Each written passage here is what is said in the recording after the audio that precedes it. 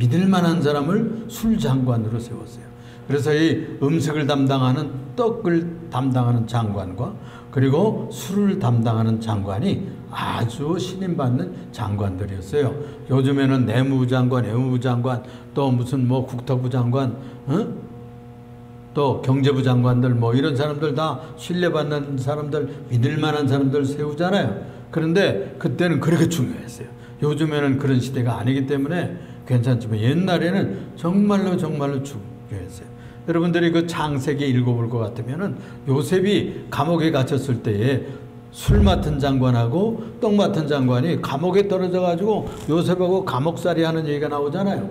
그 중에 한 사람은 술 맡았는데 꿈을 꿨는데 포도나무에서 그 열매를 따가지고 짜가지고 다시 그 잔에다가 담아서 바로의 왕한데다가 다시 대접하는 꿈을 꿨어요. 그러니까 3일 후에 당신은 복직할 겁니다. 다시 바로의 술장관이 되어가지고 복직할 겁니다. 그런데 떡 맡은 장관은요, 꿈을 꿨는데 광주리 3개를 떡광주리를 익었는데 까마귀가 다 와서 찍어 먹고 날아가는 꿈을 꿨어요. 그러니까 당신은 4일 후에 목이 달릴 것입니다. 그랬더니 그 예언대로 그 꿈 해석대로 돼버리고 말았어요. 그러니까 그때 이 옛날에는 음식을 담당한 장관들, 책임자들이 중요했죠. 그 다음에 또 술을 담당하는 장관들이 중요했던 것이죠. 그래서 여기 지금 이 느헤미야라는 사람이 페르시아의 황제의 술을 맡아 있는 장관이었어요. 그건 굉장히 출세한 것이죠. 포로인으로서 유대에 가가지고 출세해가지고 중요한 인사가 됐던 것입니다. 그래서 이 하갈의 아들 느헤미야의 말이라 그가 기록한 그 문서에 이런 얘기가 써 있는 거예요.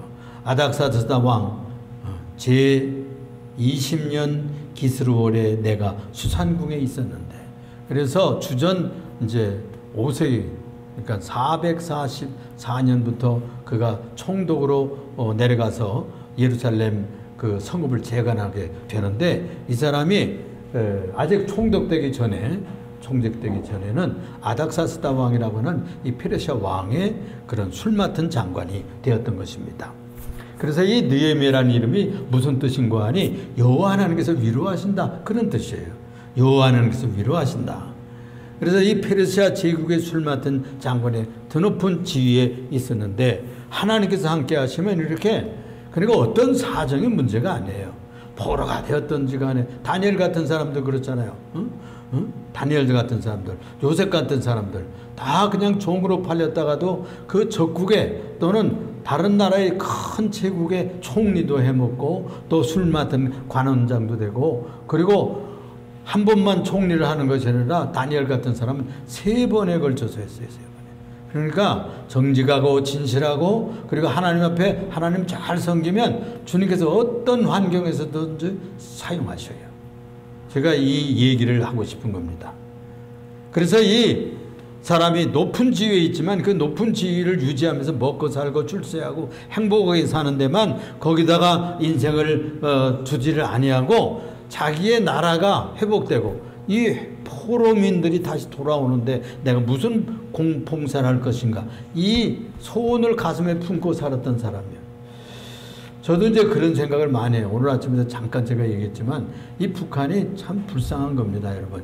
2,300만, 2,500만이라는데 근데 200만이 죽었잖아요. 200만이 다시 굶어 죽었어요. 그리고 얼마나 비참해졌습니까, 여러분? 작년에도 홍수가 나가지고 이렇게 했는데 시신들이 저 임진강으로 막 떠내려왔잖아요. 얼마나 그랬으면 그 시신들이 수습도 못하고 그 굶어서 죽은 시신들이 여기 이 나무로 내려오겠느냐고요. 그래서 형편을 여러분들이 짐작을 해야만 되겠어요. 그래서 우리들이 가슴에 우리가 왜 행복하지 않는 거 아니? 저 북한 땅이 해방되질 않아서 복잡한 거예요, 세상이 지금. 형제가 못 살면요 괴롭습니다, 여러분. 제살이하고 시집장가 가가지고 이렇게 뭐 잘 살아가면 나의 무슨 뭐 돈을 붙이고 뭐 이렇게 도움을 주지 않아도 편하게 잘 자립해서 살면 그게 돕는 거예요. 그게 돕는 거예요. 그런데 지금 저쪽은 그렇지를 못해가지고 우리의 마음에 언제나 그게 깨름지게 짐이 되어 있어요. 지금 그런 형편이요. 그래가지고 해서 또 잘못 사니까 찝적대는 거야. 그냥 시기 나고 질투 나고 이래가지고 해서 엉뚱한 행복에 만들어가지고 뭐 형제 주국을 죽이겠다고 막 으르렁 하고 안 도와주니까. 오늘은 그래서 하나님의 꿈을 품는 자, 이런 제목을 가지고 생각하려고 합니다. 함께 해봅시다. 하나님의 꿈을 품은 자. 2절에 보니까 이런 얘기가 나와요. 이 느헤미야의 동생인가 봐요. 형제들 중에 한 사람인 하난이라는 사람이 자기의 또 동반한 사람들 두어 사람을 데리고 누구를 찾아왔는 거 아니, 페르시아 제국의 출세에 있는 장관인 이 형님을 찾아온 거예요. 와가지고 자기 고향 얘기를 하는 거예요. 예루살렘이 우리나라의, 이 유대인 나라의 예루살렘 도성이 다 무너지고, 그리고 이제 포로되어 간 사람은 다 포로되어 갔고, 그래도 뭐 산에 숨었다가 어디 숨었다가 남아서 있는 그 몇 사람 안 되는 사람들이 그냥 뭐 지켜주는 사람도 없고, 이렇게 하는 그 백성들이 그냥 이리 그냥 몰리고 저리 도망다니고 이러면서 그 형편이 너무나 고통스럽다는 거예요. 그러면서 그의 사로잡힘을 면하고 남은 유대 예루살렘 사람 형편을 물어보니까 그 사로잡힘을 남은 사람들이 그 지방 거기에서 큰 환난을 당한다는 거예요. 고생을 한다는 거예요. 성문은 다 불타버리고 그 남아있던 성도들도 다 무너져버리고 형편없게 됐다는 거예요. 그러니까 누가 지켜줍니까? 성의 성벽이 무너졌는데 그냥 뭐 도둑들도 지나가고 그냥 깡패들도 지나가고 그냥 강대국들 옆에서 그냥 대상들이 지나가다가 그냥 뭐 행패하고 지나가고 이렇게 하니까 얼마나 그 환난과 고통이 그 능력을 면하기 어렵다. 그리고 이 예루살렘 도성이 무너져 가지고 더구나 그들을 지켜주는 뭐 총독도 없고 이렇게 돼 가지고 어려운 자리에 있다고는 얘기를 들었어요.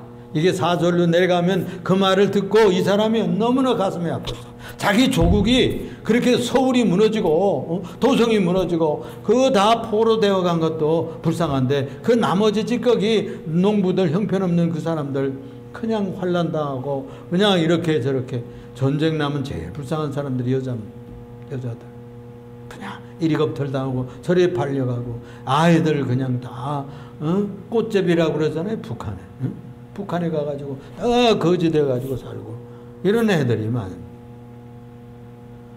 북한에 가보면 중국 사람들이 여자들이 다 팔리는 거예요. 중국 사람들 팔려가서 살아야 돼요. 나라가 망하고 나라가 제 꼴 노릇을 못하면 그런 꼴이 되는 겁니다. 남자들은 나가서 싸우다 죽어야 되고요. 약하게 되면은 그 남은 후방에 있는 자식들과 부인들은 나중에 유리방하게 되고 다 다른 민족들한테 겁탈당하고 그런 것이 우리나라의 전쟁 때마다 일어났던 거예요. 여러분들 좀 미안한 얘기지만 환향년이라고 하는 환향녀라는 말이 있어요. 고향으로 돌아온 여인들 뜻이에요. 그 호란 때 잡혀갔다가 다 그냥 뭐 해서 다시 돌아온 거예요. 그거 다 몸 베리고 인생 베리고 환향녀 고향으로 돌아온 여자들. 그래가지고 그들이 슬픔으로 평생 눈물을 흘리면서 살았어요. 그것이 전쟁당한 사람들의 형편입니다. 우크라이나 지금 러시아 강대국에 이렇게 전쟁 나와서 여러분들 들었죠? 피난 가고 아이들이 그냥 고아오르고 고생하고 이렇게 되는 거예요. 그래서 전쟁 없는 나라가 돼야 되는 거예요. 전쟁이 없으려면 군대를 미리 준비해야 되고 무기를 준비해야 되고 그리고 전쟁 준비를 미리 튼튼하게 해놓지 않으면 안 되고 그리고 학생들이 공부를 열심히 해서 공장을 짓고 회사를 만들고 또는 열심히 일해가지고 회사에서 일하고 그리고 연구를 많이 하고 그리고 돈을 벌어서 저축해놓고 이렇게 해야 돼요. 그렇게 안 하고 허퍼밥에 그냥 허랑방탕하고 그럭저럭 잘 살면 되겠지 이러다가는요 잘못하면 다른 나라들이 쳐들어옵니다. 먼저 어디서부터 무너진다고요? 안에서부터 무너지는 거예요. 나라가 바깥에서부터 무너지는 것이 아니라 가정도 망하는 거 보면은 누가 남이 뭐 이렇게 해서 무너지는 게 아니에요. 자기들이 그냥 부부싸움 하다가 부모 자식 간에 싸움하고 맨날 싸우고 이러다가서 무너지는 거예요. 안에서 무너지면 저 별 볼 일 없겠구나. 그냥 들어가서 막 공격해 오는 겁니다, 여러분. 그렇습니다. 그래서 이 사람이 이 얘기를 듣고 너무나 슬퍼하고 너무나 애통하고 너무나 답답하니까 하나님 앞에 금식 기도를 했다는 거예요. 밥이 넘어가질 않는 거야. 자기는 이렇게 신하로 살면서 잘 먹고 잘 살고 이 왕을 섬기는 최고의 장관이 됐는데 자기 고향 땅의 동족들은 저렇게 고통하니까 눈물이 아니 날 수가 없었던 거예요. 그런 겁니다. 그런 겁니다. 동포애라는 것이 그런 거예요. 자기들의 피를 나누지 않았더라도 먼 친척으로 동포들, 여러분들 미국 같은데 한번 가고 어디 먼 여행 갔다가 고향 사람 만나보세요. 한국 사람만 만나도 기뻐요, 여러분. 한국 사람. 같은 동해 사람들 이렇게 보면 이런 때는 그냥 지나다니죠. 그런데 LA 가서 만나보세요. 저 보던 사람은 저 뵙던 분인데 그 쫓아가서 얘기하는 거야. 혹시 저 덕이동에서 오시지 않았습니까? 이렇게 묻게 된다니까. 그럼 만나서 친척처럼 반가워 차 마시고 헤어지고 그래요. 동포라는 것이 그런 겁니다. 동포라는 거. 그래서 이 나라를 잘 만들고 지켜야 이 동포들을 지킬 수가 있는 거예요. 그래서 어떻게 기도했는가? 울기만 하고 금식 기도했을 때 이렇게 기도했다고 그랬어요. 5절에 보니까 이르되 하늘에 하나님 여호와여 그것들이 오신 하나님이여 주를 사랑하고 주의 계명을 지키는 자에게 언약을 지키시며 긍휼을 베푸시는 주여 주님 앞에 간구합니다. 간구합니다. 간구합니다. 여기서 한 번 간구합니다 그랬지만 여기는 글이니까 간단하게 쓴 거예요. 얼마나 기도하고 또 기도했겠어요. 이제 종이 주의 종들은 이스라엘 자손을 위해서 주야로 기도합니다. 주야로. 밤에도 기도하고 낮에도 기도했다는 주야로. 공부 여러분 할 때 주야로 해야 되는 거야. 낮에만 하는 게 아니에요. 게임만 하지 말고 밤에도 기도하듯이 공부해야 돼. 공부도요 기도입니다, 여러분. 여러분들 장사하는 것도 기도예요. 직장 생활하는 것도 기도처럼 해야 되는 거예요. 하나님 앞에서 해야 된다 그 말이에요. 그렇게 되면 공부가 잘 되고 사업도 잘 되는 거예요. 그렇게 안 하기 때문에 이 나라가 망했어요. 그래가지고 지금 그 생각을 하면서 회개하는 겁니다. 이제 종이 주의 종들은 이스라엘 자손을 위해서 주야로 기도하오며 우리 이스라엘 자손이 주께 범죄한 죄들을 자복하오니 범죄한 죄들을 자복했어요. 회개했어요. 우상 섬긴 죄를 회개했어요. 그동안 예수 잘 못 믿었던 것을 회개했어요. 주여 우리들의 죄들을 자복하오니 주는 귀를 기울이시며 눈을 여시사 종의 기도를 들으시옵소서. 종의 기도를 들으시옵소서. 그리고 나와 내 아버지의 집이 범죄하였다. 자기가 범죄한 것처럼 기도합니다. 나와 내 아버지 집이 그렇습니다. 나라가 안 되고 집안이 안 되면 누가 죄진 거예요? 조상들이 죄지었고 내가 죄지어서 그 집안이 안 되는 거예요. 누구 책임이 아니에요. 내 책임인 것이지. 그리고 조상들의 책임이지. 그걸 회개해야 되는 거예요. 내가 안 했어도 내 죄가 아니어도 아버지의 죄를 회개하세요. 아버지의 죄를. 조상들의 죄를 회개해야 되는 거예요. 조상들의 죄값이 1대, 2대, 3대 내려간데 우리가 십계명에서 지금 아침마다 읽잖아요. 주일날. 우상 숭배하면 그것이 1대, 2대, 3대, 길면 4대까지 내려간다 이거. 그래서 우리가 그걸 회개해야 죄가 끊어지는 거예요. 예수 믿고. 조상 죄를 회개해야 돼. 그렇게 해야 풀리는 거예요. 왜 우리 집이 잘 안 풀릴까? 왜 이렇게 잘 안 될까? 왜 이렇게 망쳐드는 거야? 이건 조상의 죄값이 자손들에게 자꾸 내려가서 길이 막혀. 회개해야 돼. 회개해야 돼. 하나님을 잘 섬겨야 우리 후손들이 잘 되는 겁니다. 자손들이 잘 되려고 그래야 돼요. 7절에 보니까 주를 향하여 크게 악을 행하여 주께 주의 종 모세에게 명령하신 계명과 율례와 규례를 지키지 아니하였습니다. 그래서 왜 이렇게 내 죄가 구체적으로 뭐냐? 말씀 안 지키고 살았다 이거예요. 규례 안 지키고 살았다 이거예요. 하나님의 계명을 어겼다 이거예요. 10계명 있잖아요. 10계명. 4계명까지는 하나님 섬기라는 계명이고 5제에서부터 10제까지는 부모님 섬기고 이웃을 섬기고 죄 짓지 말라는 계명이잖아요. 그걸 어겼어요. 이래가지고 그렇게 됐다는 것을 고백하고 있습니다. 그래서 회개는 뭘 회개해야 되느냐? 말씀 안 지킨 거, 규례 안 지킨 거, 계명 안 지킨 거, 그걸 회개해야 용서해 주는 겁니다. 용서의 길이 있다는 것을 감사하세요. 세상 사람들이 용서의 길이 없어요. 해결의 길이 없어요. 안 믿는 사람들에게. 그런데 우리 믿는 사람들에게는 예수 그리스도의 보혈로 예수님의 이름으로 회개만 하면 조상 죄들까지 용서해 주겠다는 거예요. 그것이 우리들에게 다 끼쳐지는 그 죄도 차단해주고 그 죄값을 짊어져야 되는 것을 벗겨주겠다는 거예요. 얼마나 복음입니까, 여러분? 얼마나 복음이에요. 무슨 뭐 공양미를 바치라고 그럽니까? 무슨 그 죄값을 뭐 어디서 대가를 하라는 거예요. 회개하면 용서해 준다는 거야. 원망하지 말고 회개하세요. 그러면 여러분들의 집안이 풀리게 되기 시작할 거예요. 8절에 보니까 옛적에 주께서 주의 종 모세에게 명령하여 이르시되 만일 너희가 범죄하였더라도 내가 너희를 여러 나라에 흩을 것이요. 범죄하면 흩어집니다. 망하면 같이 못 살아요. 그렇죠? 망쳐들는 집은 이혼해. 자꾸 흩어져요. 함께 사는 복이 없어요. 요즘에 다 하나님을 잘 섬기지 않기 때문에 흩어져서 사는 거예요. 평생 동안 같이 살기로 언약하고 같이 못 살고 헤어지는 부부들이 얼마나 많아요. 그렇죠?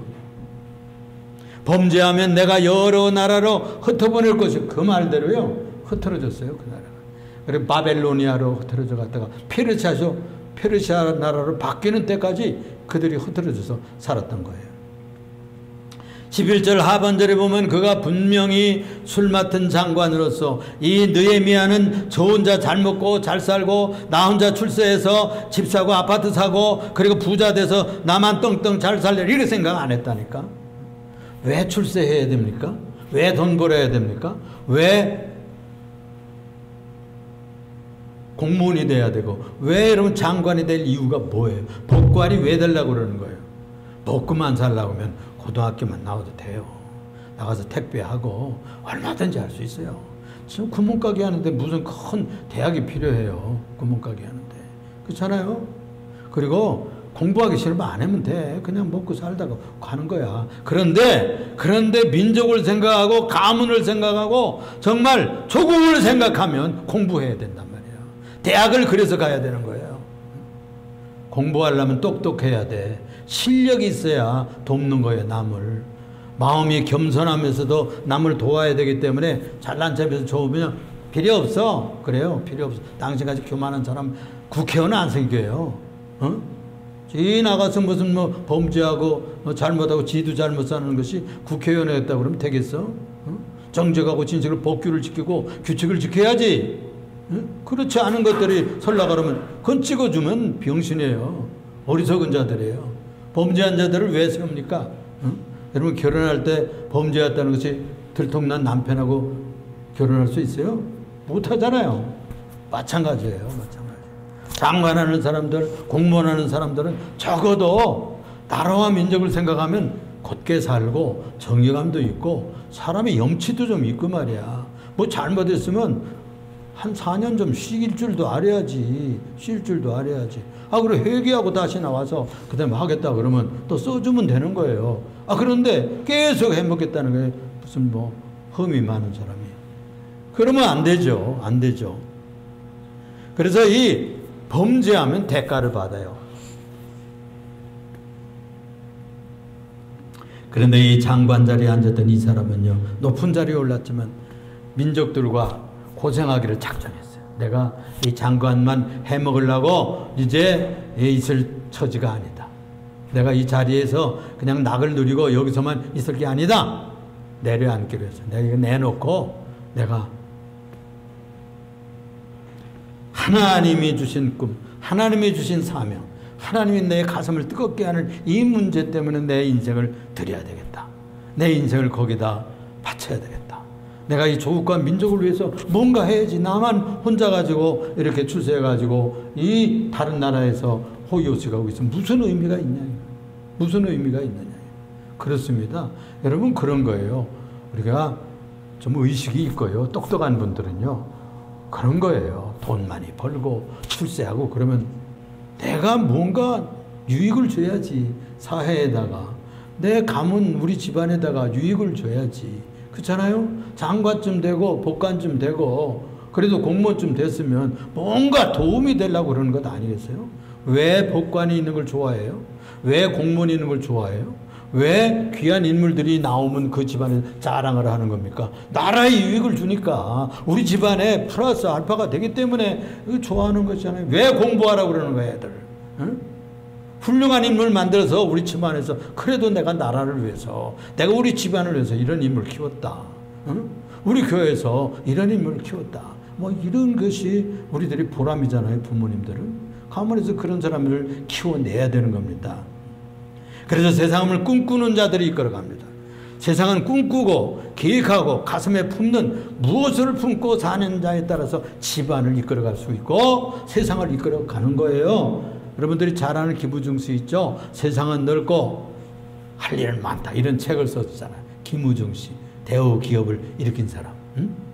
근데 그때 뭐 그렇고 그런 세상이잖아요. 그런데 그때도 그냥 화염병 던지고 맨날 이놈 뭐 바꾼다고 처음에는 그런 생각했다가 나중에는 그냥 그것이 습관이 들어가지고 그냥 뭐 대목군으로 발전한 사람들 나중에는 미국 문화원 불태우고 그다음에 미국 대사관 막 침범에 들어가고 뭐 이런 식으로 들어가서 그래가지고 나라를 시끄럽게 하고 이렇게 한 애들이 지금 무슨 뭐 국회의원다 뭐 한다 하는 거예요.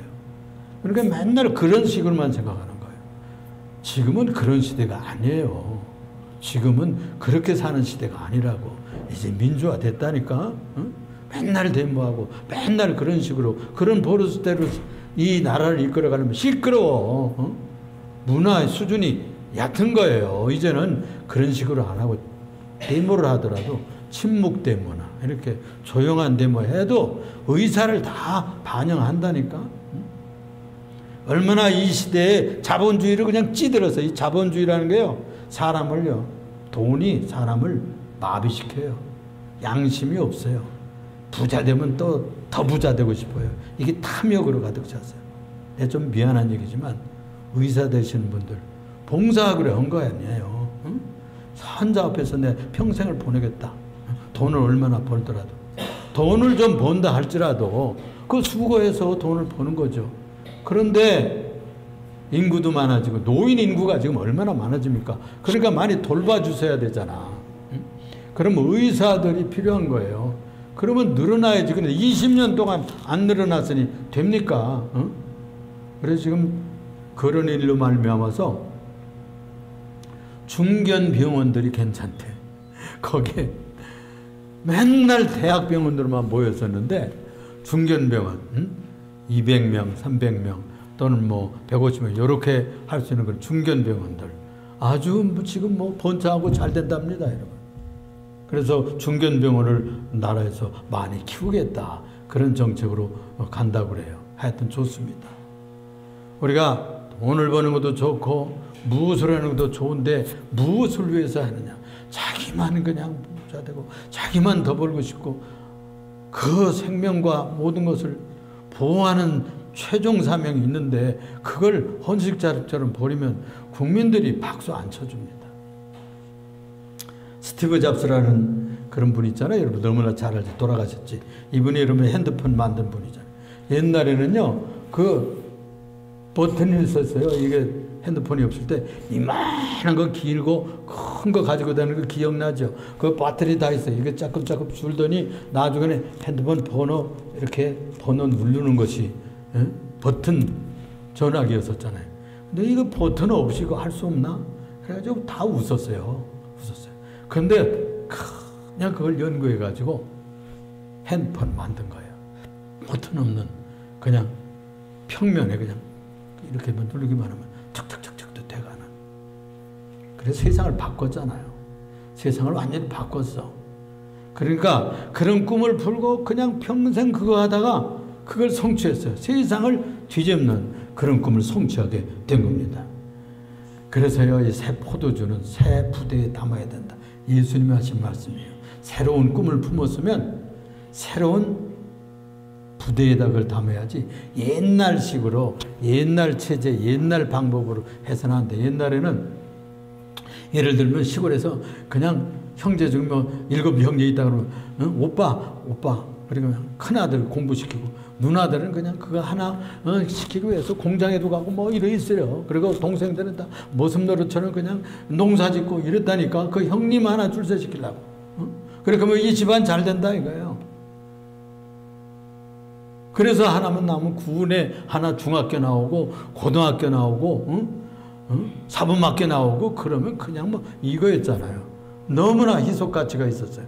지금은 그런데 박사 천재예요. 너무나 공부 많이 해서 다른 부대에다 인생을 둬야 된다. 지금 공부 많이 안 했어도 이상한 뭐 예술을 잘한다든, 또는 뭐 스포츠를 잘한다든, 그림을 잘 그린다든, 또는 뭐 음악을 잘한다. 트로트 하나 차내도만 한 번에 중학생인데 여러분 3억을 벌더라고. 그럼 봤죠? 그렇습니다. 그러니까 똑같이 그냥 다 공부하고 똑같이 다 그 길로만 가서는 안 된다는 거예요. 요즘에는 자기 소양들이 있는 거예요. 자기 소질들이 있고, 그리고 다 공부한 사람이 다 필요한 게 아니에요.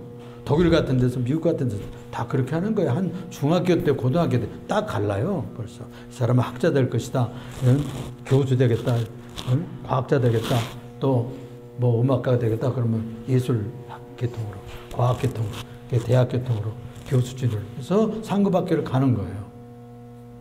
근데 지금 미국에 가보면은 다 우리 뭐 미국의 어떤 뭐 50개 주에 1등 하는 애들은 한국 애들이에요. 한국 애들. 공부하는 기법은 발달해서. 그래서 그 공부 다 해서요. 1등 다 하고 다 뭐 좋은데 의사가 되고 무슨 변호사 되고 다 합니다. 근데 그 뭐냐 이거 그렇게 돼서. 그렇게 출세하고 박사 되고 그리고 높은 자리에 올라가서 뭐 하냐 이거. 허무한 거예요. 내가 이것 위해서 피땀 흘리고 다 안 가 이게 끝인가 이런다는 겁니다. 여러분. 여러분들은 다 거기 가지 않아서 그러지 거기에 간 분들이 하는 얘기예요. 그 이상은 의미가 없는 삶을 사는 거예요. 마음의 꿈을 품고 우리가 열심히 일하고 노력하고 공부하고 성공할 수 있죠. 근데 무엇을 위해서 그렇게 하느냐? 이게 여기에 전환점이 와야 되는 것입니다. 그래서 그런 얘기가 있는 거예요. 자녀들이 그냥 게임만 많이 하고 또 이제 고등학교 가면 건방 떠는 담배 합니다. 담배. 더 나쁜 놈들은 무슨 뭐 약, 나쁜 그런 것도 하고 그러는 거예요. 그럼 암만 뭐 이론으로는 다 안다는 거예요. 자기들도. 내가 이거 담배 많이 피우면 피가 나쁠 텐데 안다는 거예요. 암만 부모가 얘기하고 뭐 때리고 무슨 뭐 잔소리하고 이렇게 해도 그냥 그 중독이 들면 못 끊잖아요. 게임도 그래. 게임도. 그 이제 뭐 도파민과 뭐 세로토닌인가 이게 나와가지고 즐겁고 막 신나고 막 그러잖아요. 게임에서 해서. 그런데 그걸 뭘로써 그걸 극복할 수 있냐 이거예요. 이것은 하나님이 주시는 꿈을 받아야 된다. 하나님이 주시는 은혜를 입고 하나님이 주시는 꿈을 품어야 그걸 이겨낼 수 있다는 거예요. 그래서 우리 크리스찬 가정들의 자녀들, 청소년들은 주님이 주시는 꿈을 가슴에 안아야 돼. 주님이 이 시대에 공부를 하는 이유를 알아야 될 거 아니에요. 왜 이거 내 수학해야 돼? 왜 이 영어 단어를 외워야 돼? 내 이렇게 계속해서 이렇게 시험 봐야 되고 이렇게 괴로운 거야 이거. 그 목적이 있어서 그러는 거예요. 목적이. 하나님께서 그것만 해서 돈만 많이 벌고 출세만 하면 끝이면은 서울대학 가도 경희대학을 가도 연대를 가도 고대를 가도 마찬가지예요. 그것은 돈의 노예로 끝나는 거예요. 별 차이가 없어요. 구멍가게에서 하사하는 삶의 가치나 또는 그렇게 해서 장관이 돼서 거기서 멈추는 가치는 다 퇴근하면 다 의미는 허무해지게 되는 거예요. 한번 물어보세요. 그런데 이 청소년들이 뭘 꿈꾸며 공부하느냐? 내 가슴 속에 뭘 품고 공부하느냐? 가치가 있는 일을 해낼 것인가? 이 계획을 하고 가슴에 품고 살면 되는 겁니다. 그러면 그걸 극복하고 더 즐거워요. 그게 내가 선교를 위해서 하나님의 이 시대에 이 민족사에 이 하나님의 나라의 일을 위해서 내가 해야 되겠다. 이왕이면 큰 일을, 최고 일을 해야 될 거 아니야. 국가 일을 해도 굉장히 중요하다 뭐 뽐내고 다니는데, 우리가 천국 하나님의 나라 일이 최고 높으신 분의 일이에요, 여러분. 할렐루야. 여러분 그걸 아셔야 돼요. 여러분들 주님께서 여러분들 불러주시고 마음속에 천국의 일을 가슴에 품고 살기 시작하면 의미 있기가 되는 거예요. 돈을 벌어도, 공부를 해도, 그리고 땀 흘려 노동을 해도 뜻이 있는 그런 삶을 살 수 있게 되는 것입니다, 여러분.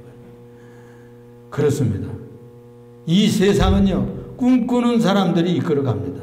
그래서 이 하나님의 거룩한 뜻에 순종해 가야 여러분들의 모든 그런 고민과 그리고 모든 그런 잘못된 열망에서 극복될 수가 있는 겁니다. 레위기나 신명기 읽어볼 것 같으면은, 레위기 신명기를 읽어볼 것 같으면 그런 얘기를 하고 있어요. 두 길을 얘기해서, 하나는 축복의 길이에요. 하나는 저주의 길이에요. 둘 중에 하나를 택하라요. 하나는 생명의 길이고 하나는 사망의 길이에요. 둘 중에 하나 택하라요. 그게 신명기의 얘기예요. 하나는 축복의 길이고 하나는 저주의 길, 망하는 길이에요. 그러면 이왕이면 축복의 길을 택해야 될 거 아니냐. 그런데 이스라엘 백성들이 축복의 길을 택해 갔다가 잘못 가가지고서는 우상의 길을 택해 가지고 파멸의 길, 포로되어 가는 망조드는 길을 갔다니까. 그래가지고 서로 그들이 다시 돌아오게 되는 거예요. 70년이 들어서야 철이 들은 거예요. 말씀대로 안 살아가지고 이렇게 망조가 들었네. 그래가지고 눈물을 흘리고 회개하고 하는 얘기가 지금 느헤미야가 앞장서 지금 회개하고 있는 거예요. 에스라도 그렇게 회개했고요. 다니엘도 그 민족을 위해서 그렇게 회개했어요. 포로되어 가고 망쳐들었지만 그때 회개하고 하나님 앞에 돌아오면 다시 살려주겠다는 거예요.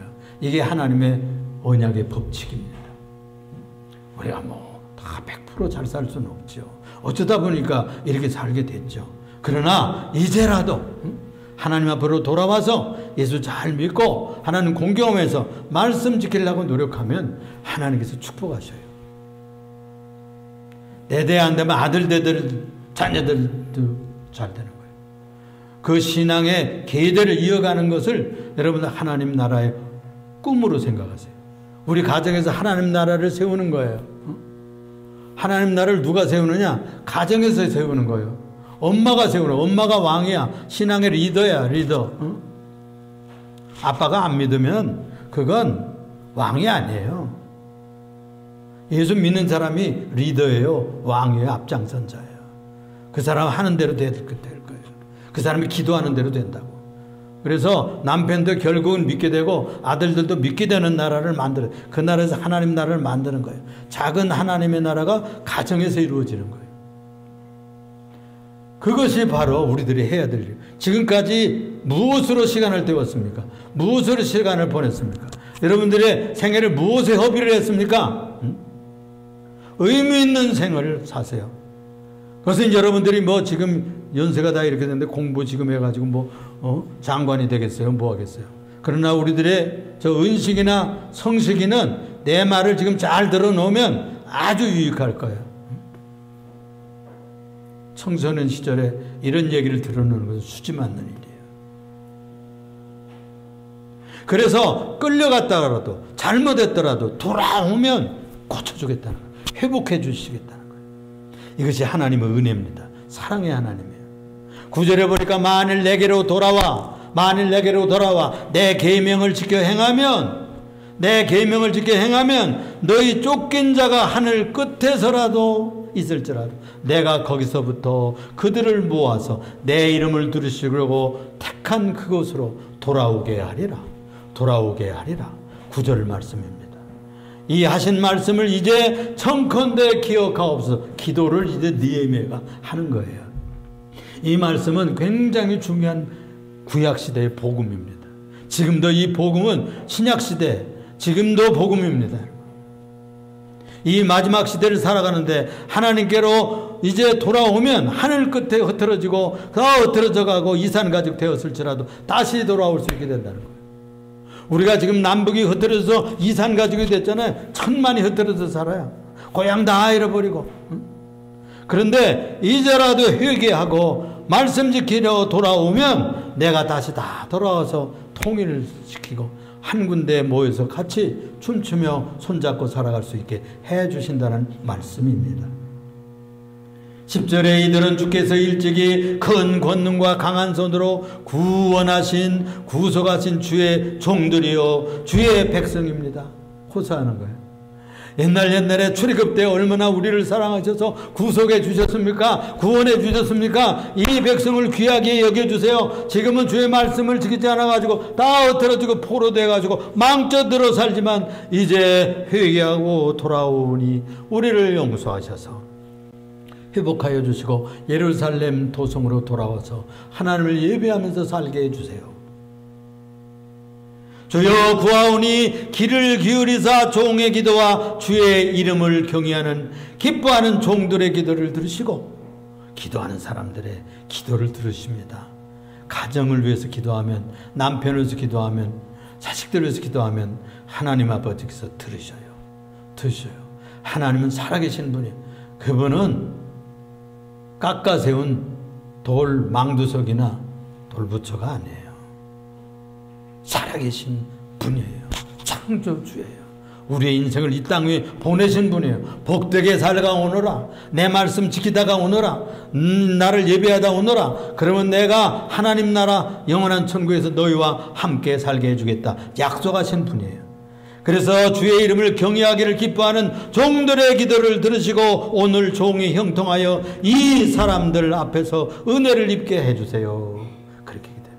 그래서 왕 앞에 나가서 호소합니다. 그래가지고 그는 내가 사직을 하겠습니다. 얼마 동안 갔다 오겠습니다. 그래 임시 사직을 하고 총독이 되어가 임명받아가지고 다 무너진 도성, 망쳐든 그 자기의 고향에 돌아가서 성읍을 재건하게 되는 겁니다. 이 느헤미야가 그 하나님의 말씀과 언약의 꿈에 참여한 사람이에요. 우리가 예수 믿는 건 뭐냐? 하나님의 꿈을 품고 사는 거예요. 하나님이 이렇게 말씀해 주셨는데 나도 그렇게 살아서 복받고 살아야지. 내가 이쪽으로 살다가 이렇게 망쳐들어서 끝장나면 안 되지. 내가 병들었다가 겨우 나아가지고 이러면 되겠어. 내가 이 후손들에게, 딸들에게 복음 전하고 내가 가야지. 하나님 나라를 확장하고 가야지. 이런 꿈을 품으시길 바랍니다. 이 다니엘 총리도 자리에서 그냥 호의호식하고 살 수 있었어요. 그런데도 불구하고 예루살렘을 회복되기 위해서 하루에 3번씩을 기도했어요. 아침, 점심, 저녁. 그를 죽이려고 가진 악한 법을 한 달 동안 아무 신에게도 절하지 말게 합시다 그래가지고 어인을 찍고 그래가지고 그 총리를 사자굴에 던졌잖아요. 그런데 천사가 와서 그 사자들의 입을 막고 그를 살려주었어요. 기적이 일어났습니다. 그래가지고 대승리를 하고 이런 하나님의 크신 뜻을 가슴에 품고 사는 사람들 때문에 이스라엘이 다시 돌아와서 성전을 짓게 되었던 거죠. 우리도 지금요 평양이요 동방의 예루살렘이라고 했던 땅이에요. 평양에 지금 김일성, 김정일 우상이 서 있어요. 태양의 나라, 태양신의 나라예요. 응? 김일성이를 태양이래. 응? 그게 무너져야 되는 거예요. 일본 제국주의 앞에 절한 대가로 기독교인들이 가서 절한 대가로 그 나라가 반쪽짜리가 망했어요. 지금 반쪽이 망했어요. 그걸 회복해야 되는 것이 이 한국교회 우리들의 책임이에요. 기도해야 돼.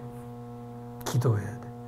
유대 나라가 이스라엘이 그렇게 기도했던 것처럼 다시 새 예루살렘, 동방의 예루살렘이었던 저 평양이 회복돼요. 우상은 무너지고 독재는 무너지고 공산주의는 소멸하고 평화 통일되게 하시고 복음 통일, 선결 통일 되게 해주세요.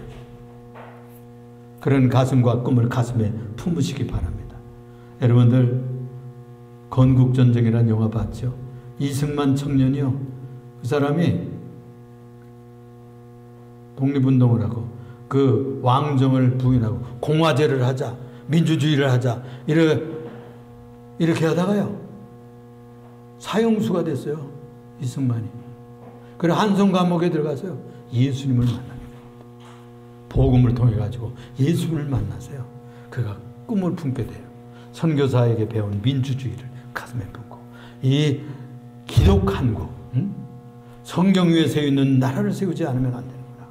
영국도 그랬고, 그리고 이 미국도 그랬고, 그렇게 해야 잘 사는구나. 그걸 배웠어요. 그걸 가슴에 이 대한민국을 성경 위에 세우는 복음 한국을 세우고 이 통일 기독 한국을 세우기 위해서 평생을 바쳤어요. 뭐 실수도 많죠. 또 무슨 장기 집권하기 위해서 자꾸 옆에서 잘 이렇게 얘기하니까 그걸 노인 양반이 잘못 들어가지고 이렇게 장기 집권하기 위해서 12년인가요? 이렇게 했죠. 삼선 개헌도 하고 실수도 좀 있어요. 그러나 그가 기본적으로 청년 시절에 품었던 그 복음으로 한국을 세워서 기독교 한국을 세워서 온 세계 만방에 제사장 나라를 세우겠다. 이것이 그의 꿈이었어요. 그것을 지금 실현하는 책임이 우리들에게 있습니다. 그가 남한에게만 또 이렇게 휴전하고서요. 북한 동포들한테 그랬어요. 북한 동포 여러분 미안합니다. 이제 곧 우리가 가서 당신들을 찾아오겠습니다. 그리고 회복하겠습니다. 통일 한국을 만들겠습니다. 이런 꿈을 가지고 살았어요. 그분이. 그렇게 연수를 했어요. 그것이 우리들에게 지금 바톤 받고 내려와요. 이제 은식이 성식이가 그것을 이루어야 돼. 우리 청년들이 그걸 이루어야 되는 거예요. 또 우리들은 그것을 지금 나가서 못하지만 마음으로 기도해야 되는 거예요. 빌버 포스라는 사람이 있었어요. 이 영국에 노예 해방을 위해서 앞장섰던 사람이에요. 31살에 의원이 됐어요. 국회의원이 돼가지고 한 번은 기도하는데 하나님께서 마음에 뜨거운 마음을 주었어요. 그게 뭐냐면 노예 해방이에요. 노예 해방. 이 노예 해방의 꿈이 그에게 왔어요. 이게 도대체 영국이라는 나라가 이렇게 1등 국가인데 그때 당시 G1이었어요. 1등 국가였어요. 미국처럼. 그런데 수입을 뭐로 잡느냐? 노예 장사에 가서 잡는 거예요. 그게 수입의 3분의 1이야. 아니 이게 문화국가 영국이 또 성경 위에서 사는 나라가 이게 노예 팔아먹고 그리고 교회 장로님들이 한 번씩 기도하면서 그렇게 기도한다는 거예요. 이번에 한탕하러 갑니다. 배에 이 아프리카 노예들 많이 잡아오게 해주세요.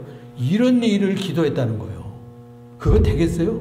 그래서 이 하나님 앞에서 양심적으로 이 노예를 해방해야 된다. 노예를 해방시켜라. 이런 계시를 마음에 받았어요. 이것이 꿈이 되고 그게 사명이 됐어요. 그래가지고요. 이 일을 하는데 국회에서 그 얘기하니까 미친놈들이라는 미친놈. 응? 경제에 그때 3분의 1이 노예 팔아가지고 했대요. 노동력이 그때는 노예니까 노동력이 기계가 없는 시절이니까. 그래서요. 침받기고 미움받고 살해하겠다고 협박 공갈받고 이래가지고요. 이 노예 폐지가 나중에 되게 되는 것입니다. 그게 이루어지게 되는 거예요. 응? 이것이 성취되게 되는 거예요. 1787년에 그가 그 가슴에 품었는데 1833년에 46년이 지났어요. 46년이 지났는데 노예 폐지가 통과됐어요. 하나님의 뜻을 이루었어요. 그래가지고 하나님께서 어떻게 축복했느냐? 어떻게 축복했을까요? 스페인이나 포르투갈이나 다른 이스파니아 이런 나라는 계속 프랑스 이런 데는 계속 노예 장사에 먹죠. 이거 버리면 안 되냐? 미쳤구만. 이제 영국 망할 거야. 그런데 하나님께서요 정기기관을 발명하게 했어요. 그래서 노동력을 대선하게 했어요. 그래서 새로운 시대를 여는 바톤을 이어가게 되는 거예요. 그게 산업혁명이에요. 산업혁명. 응? 산업혁명. 하나님께서는 이 시대에 하나님의 새로운 시대를 열 시대가 됐어요. 이제 앞으로. 제가 예배 시작할 때 얘기했죠. 통일 시대가 올 거예요. 몇 년 내에 올 거예요. 하나님께서 문을 여십니다. 이때를 위해서 준비하세요. 그때 쓰여질 사람들로 키우세요. 우리 은식이 성식이는 그럴 때 일하는 사람들이 나는 되기를 기도해요. 지금은 아직 성숙하지 않아서 그 뜻을 잘 모르지만 이제 자기 실력만큼 키우는 만큼 일할 수 있어요. 멋지고 재미있고 위대한 시대가 올 거예요. 무너진 교회를 일으키고 무너진 사람을 일으키고 그리고 지금 이미요 일본 도로가 다 나 있어요. 북한만 뚫리면 저 시리아까지 다 가요. 예루살렘 때까지 다 가요. 지금 6분 도로가 다 뚫려 있어요. 저 북쪽으로 해서 울란바토르 이쪽으로 해서 다 북쪽으로 다 뚫려 있어요. 6번 도로를 타고 갈 수 있어요. 복음을 전하러 가는 겁니다. 지금 요 틀 안에서 요 식으로 이런 시대로만 생각하지 마세요. 새 시대가 온단 말이에요. 새로운 시대. 통일 시대가 오면 한국 민족과 한국 교회는 세계에서 쓰여지는 도구가 되는 거예요. 그때 나는 어떤 사람이 될 것인가? 우리 청년들, 또 아버지 청소년들, 그리고 우리 부모님들도 또 우리 후세들을 어떻게 키울 것인가? 기억하고 준비하는 시대가 되기를 주님으로 불러 축원합니다. 축원합니다. 영국은 그 이후에 계속해서 지원이 됐어요. 1등 국가가 돼가지고 인도의 선교사를 파견하고 미국의 선교사를 파견하고 중국의 선교사를 파견하고 우리나라에도 선교사를 파견하는 영국이 되었던 것입니다. 우리가 지금 2등 국가에 2등으로 선교사를 많이 27,000명, 미국이 더 많이 하고 있어요. 이제 앞으로는 우리가 1등 국가가 된다는 거예요. 복음을 많이 전하고 선교사 많이 파견하는 나라가 1등 국가입니다. 기도하겠습니다. 사랑이 많으시고 은혜가 풍성